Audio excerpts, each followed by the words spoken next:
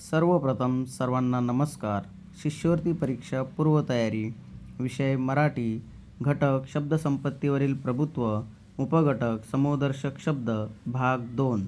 बांबूंचे बेट, रुपयांची चवड, मडक्यांची उतरंड, माणसांचा जमाव, मुंग्यांची रांग, फुलझाडांचा ताटवा.